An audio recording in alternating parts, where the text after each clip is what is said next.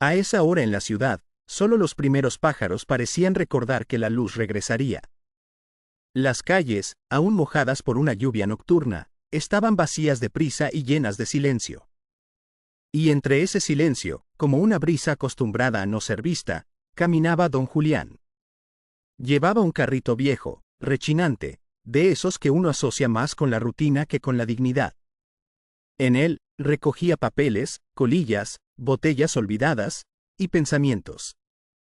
No hablaba mucho, ni siquiera con sus compañeros del turno temprano. Pero tenía una manera de andar que no era vencida. No del todo. Había en su mirada algo que no combinaba con su uniforme naranja ni con las cáscaras de plátano que recogía del suelo. Algo que hablaba de libros antiguos, de certezas aprendidas, de una memoria que nadie había querido escuchar en mucho tiempo. Cada mañana limpiaba el atrio del Palacio de Justicia. Ironía fina del destino. Quien antes se sentaba dentro a hablar de derechos y de deberes, ahora barría las hojas secas en la entrada, como si la vida le hubiera querido mostrar la diferencia entre tener razón y ser feliz. Esa mañana, sin embargo, la rutina traía otros planes. Desde el edificio principal salió un hombre joven, de traje ajustado, cabello impecable y ego sin arrugas. Era el licenciado Mauro Terrazas, abogado recién ascendido en la firma Ríos, Terrazas y Asociados. Caminaba como si el mármol se inclinara bajo sus zapatos. Al verlo, don Julián se detuvo un instante, quitó el sombrero, saludó con cortesía. Pero Mauro no era de esos que devuelven saludos. Era de los que miden a los otros según la tela de su camisa. ¿Podrías hacer eso después?, dijo, frunciendo el ceño como si el polvo fuera un insulto personal. Voy a grabar una historia para mis redes. Necesito un fondo limpio, pero sin esto, y señaló al barrendero como si fuera parte del mobiliario urbano. Don Julián asintió con la cabeza. Dio un paso atrás. Pero no se movió del todo.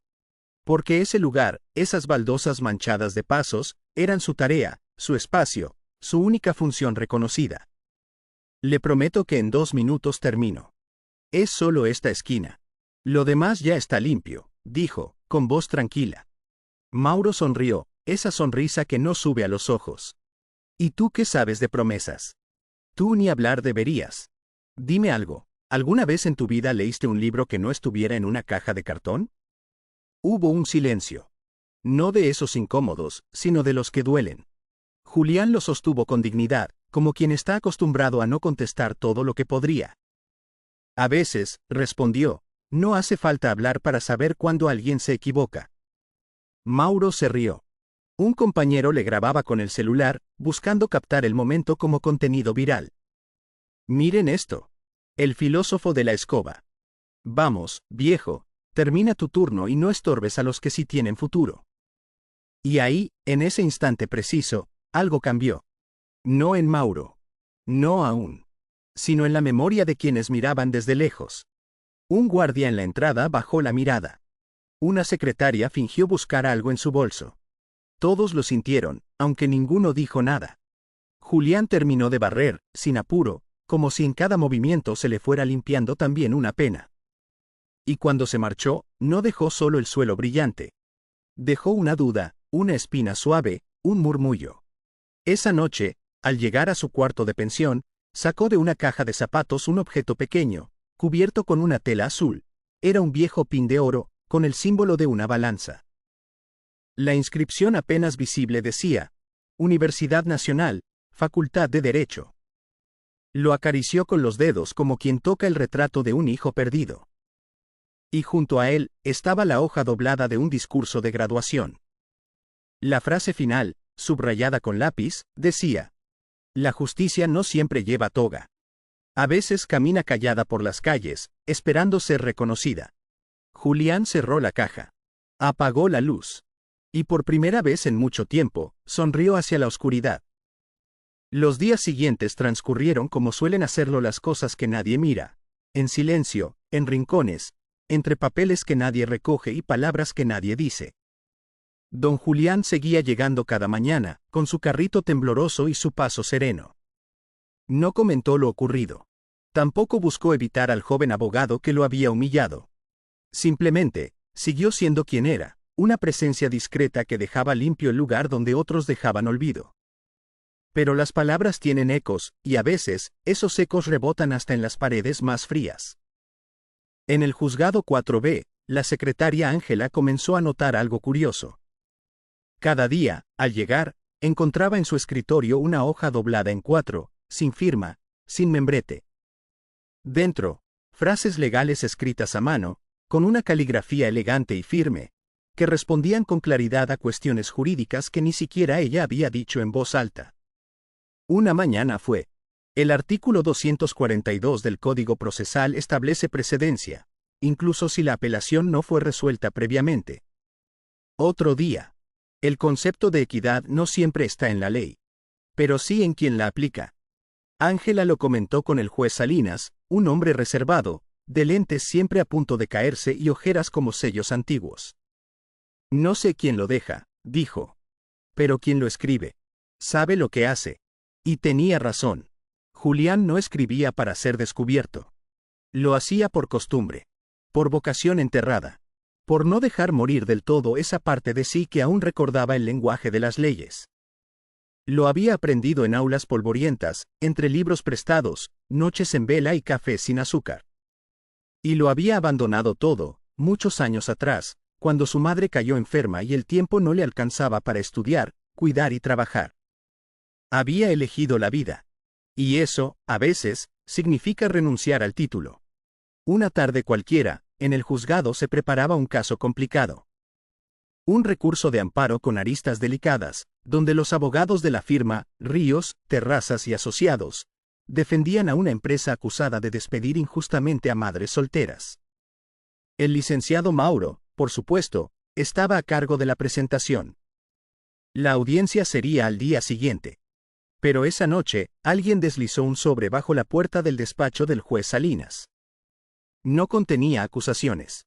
Solo una argumentación alternativa, perfectamente redactada, que demostraba un vacío en la demanda principal que podía cambiarlo todo. Citaba precedentes, planteaba dudas con sobriedad, ofrecía otra mirada. Una más humana. ¿Quién hizo esto?, preguntó Salinas, sin esperar respuesta. La secretaria no lo sabía. Solo reconocía la letra. La misma de las hojas dobladas. A la mañana siguiente, en la sala, Mauro hablaba con seguridad. Su lenguaje era impecable, su voz sonaba como la de alguien que había aprendido a imponerse incluso cuando no tenía razón.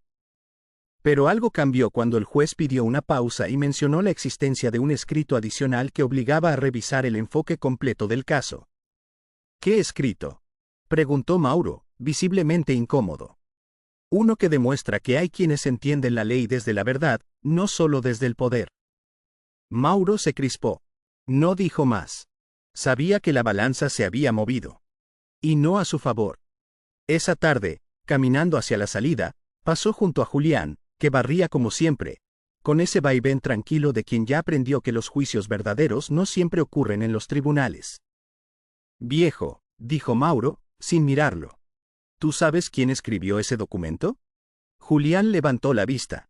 No sonrió. Pero tampoco se apartó. Algunas cosas no se escriben. Se viven. Mauro frunció el ceño. Y siguió caminando, sin entender del todo por qué esa frase le dolió más que cualquier sentencia. Julián volvió a barrer. Y al terminar, alzó la vista hacia la gran escultura de la justicia en la entrada del palacio. La balanza, como siempre, estaba en equilibrio. Pero esa tarde parecía más justa que nunca. Era martes, y el cielo parecía hecho de vidrio empañado. El aire estaba cargado de esa humedad que hace que hasta los pensamientos parezcan más lentos. Pero en el Palacio de Justicia, algo se aceleraba. La noticia había corrido en voz baja. Un joven abogado, Mauro Terrazas, había presentado documentos con firmas no verificadas en un caso laboral. No era grave en apariencia, pero sí lo suficiente para despertar dudas. El juez Salinas, meticuloso como era, pidió una revisión interna. El revuelo se sintió como un murmullo en el edificio. No en gritos, sino en cafés que se enfriaban, en miradas que no se cruzaban. Nadie acusaba. Pero todos sabían. Mientras tanto, don Julián seguía su rutina. Aquel día, sin embargo, algo cambió. Al llegar al atrio principal, vio a un niño sentado en las escalinatas. Tendría unos 10 años. Cargaba una mochila rota, un cuaderno manchado con dibujos, y una cara que le resultó familiar sin saber por qué. ¿Esperas a alguien?, preguntó Julián, con esa ternura que tienen los que saben escuchar. A mi mamá, respondió el niño, sin levantar la vista. Está adentro. La despidieron del trabajo y vino con una señora a ver si alguien la ayuda. Julián asintió. Se sentó a su lado sin decir palabra. Juntos miraron las hojas caer de un árbol cercano, como si fueran respuestas escritas en otro idioma. El niño hojeó con acento agudo su cuaderno. En una de las páginas había dibujado una balanza, un edificio, una mujer con una carpeta en la mano. Y una frase. Mi mamá pelea sin gritar. ¿Vos la hiciste?, preguntó Julián. Sí. Quiero ser abogado, dijo el niño. Para que las mamás no pierdan su trabajo por tener hijos. Julián sintió un nudo en la garganta. No por tristeza, sino por memoria. Porque alguna vez, en otro tiempo, en otro cuerpo más joven, él también había pensado así. Ese mismo día, en un pasillo oscuro del segundo piso, Mauro discutía con un compañero. Esto no tiene sentido. Nadie vio nada. Decía, fuera de sí. Ese documento no estaba en el expediente. Alguien lo metió después, lo juro. ¿Y si fuera verdad?, preguntó su colega, con cautela.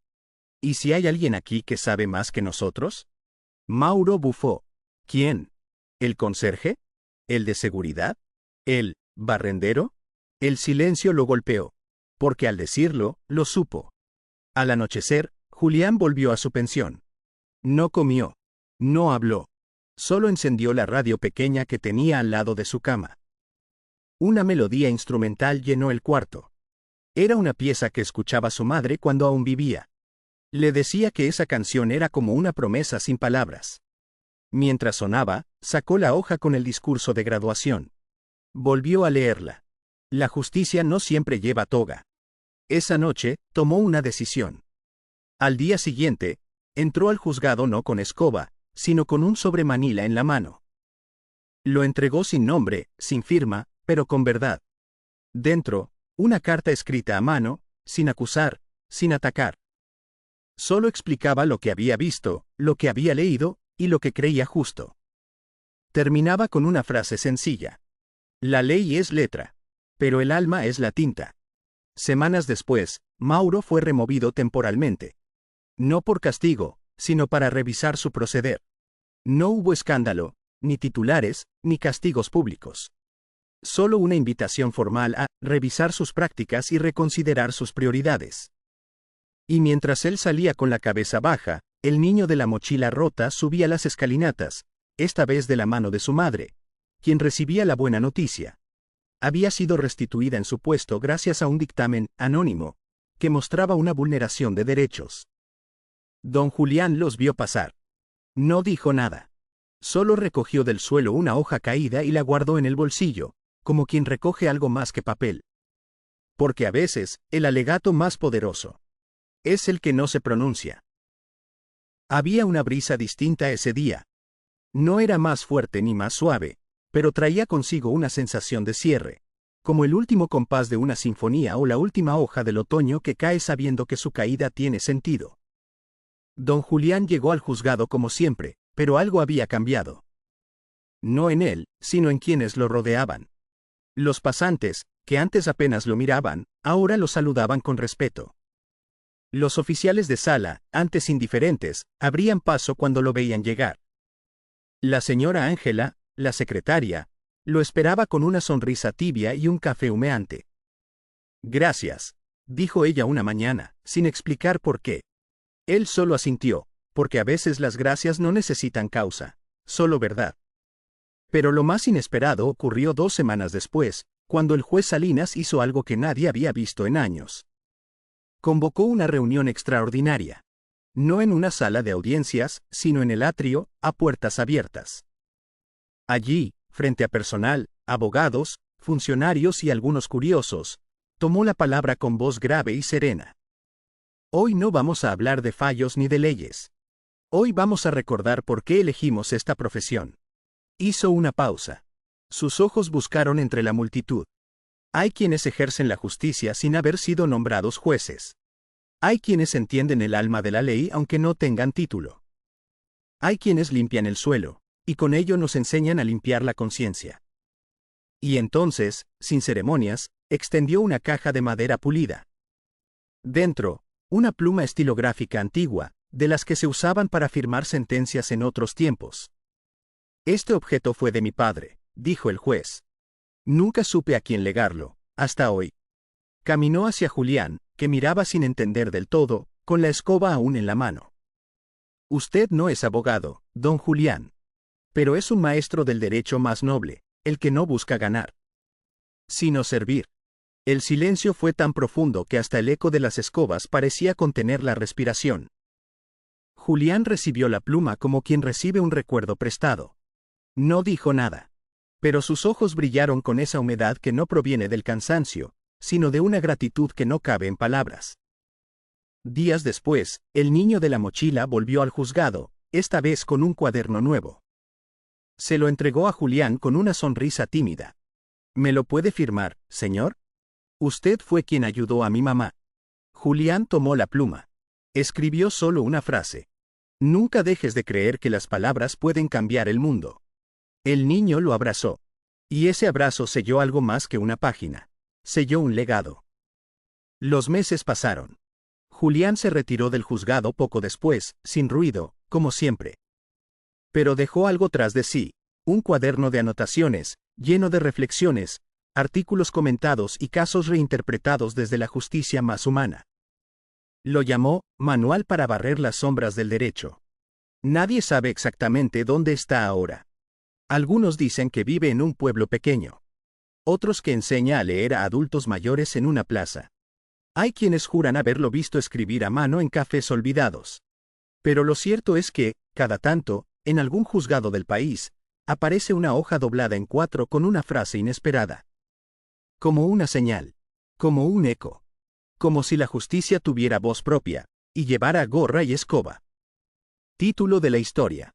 El barrendero que escribía leyes con el alma.